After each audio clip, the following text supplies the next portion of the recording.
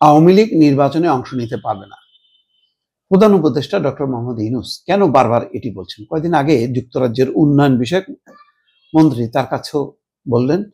নেদারল্যান্ডসের আন্তর্জাতিক সহযোগিতা বিষয়ক উপমন্ত্রী প্যাসকেল গ্রোটেইন হুইস তাকেও একই কথা বলছেন। কেন বারবার বলছেন? তা প্রধান উপদেষ্টা কি চাপে আছেন? পশ্চিমারা কি বারবার জিজ্ঞাসা করছেন যে আওয়ামী লীগের কি অবস্থা, আওয়ামী লীগ নির্বাচনে কেন অংশ নিতে পারবেন না? তিনি বলছেন যেহেতু কার্যক্রম নিষিদ্ধ আছে এবং নিবন্ধন নেই, সে কারণে পারবেন না।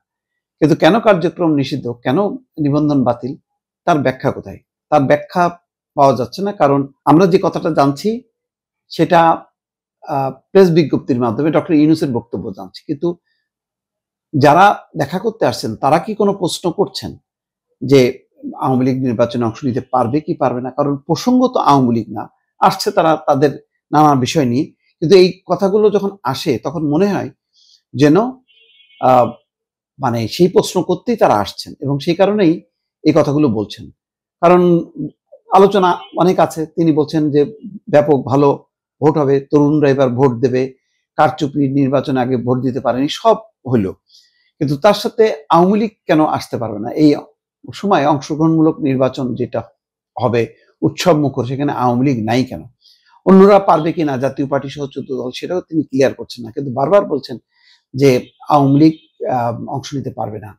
তাহলে এটা কি জবাবটা পশ্চিমাদেরকে দেওয়া হচ্ছে? জবাবটা কি ভারতকে দেওয়া হচ্ছে? এবং একদিন পরেই যখন নাকি শেখ হাসিনার মৃত্যুদণ্ডের রায় ঘোষণা করা হলো, তারপরে যখন এটা বলা হচ্ছে যে আওয়ামী লীগ নির্বাচনে অংশ নিতে পারবে না, তখন মনে হচ্ছে যেন দুইটার সাথে একটা সম্পর্কিত। যেমন ভারতের বিশ্লেষকরা বলছেন যে আসলে আওয়ামী লীগ বিরোধী শক্তি এখন আওয়ামী লীগকে নিশ্চিহ্ন করতে চায়, সেই কারণে তার প্রধান শেখ হাসিনাকে মৃত্যুদণ্ডে দণ্ডিত করা হলো এবং এখন নির্বাচনও তাদেরকে অংশ নিতে দেবেন। অনেকটা 15 বছরে মানে আওয়ামী লীগ যে কায়দায় যেইভাবে বিরোধীদের পক্ষে সাথে আচরণ করত, যে তারেক রহমান নাই, খালেদা জিয়া নির্বাচনে অংশ নিতে পারবে না, তারপরে জাল জালিয়াতি নির্বাচন, বা কেউ আসলো কি আসলো না, অংশগ্রহণমূলক নির্বাচন হবার দরকার নেই, আমি দামি নির্বাচন দিয়ে ক্ষমতার বৈতরণী পার হওয়া, ঠিক সেই ধরনেরই একটি অবস্থা। কিন্তু সেই ধরনের অবস্থা কি এখন?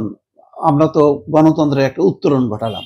তো উত্তরণ ঘটানোর পর এখন আওয়ামী লীগকে কেন্দ্র করে বারবার প্রধান উপদেষ্টা যখন এই কথা বলছেন, তখন মনে হচ্ছে যে পশ্চিমারা তারা তাদের অবস্থানে আছে। তারা সবসময় চায় যে নির্বাচনে আওয়ামী লীগও আসুক, বিএনপি আসুক। এখন কি তেমনটা হচ্ছে কিনা বোঝা যাচ্ছে না। ভারত একটা বোঝা যাচ্ছে যে ভারত যেহেতু বারবার নির্বাচন অংশীদারিত্বমূলক, স্বচ্ছ এবং অংশগ্রহণমূলক হবে এই কথা যখন বলছে, ভারতের মেসেজটা পরিষ্কার, পশ্চিমাদের মেসেজটা পরিষ্কার না। কারণ এখন পর্যন্ত পশ্চিমারা আনুষ্ঠানিক কোনো বিবৃতি দেয়নি, বক্তব্য দেয়নি। দুইজন মাত্র এসছেন এর মধ্যে, ওই যুক্তরাজ্যের এক মন্ত্রী, আর এটা আসলে উপমন্ত্রী নেদারল্যান্ডসে। কিন্তু সেখানেও বলতে হলো যে আওয়ামী লীগ নির্বাচনে অংশ নিতে পারবে না। তার মানে কি আস্তে আস্তে কি চাপ বাড়াচ্ছে কিনা পশ্চিমারা, সেটা কিন্তু একটু চিন্তার বিষয়।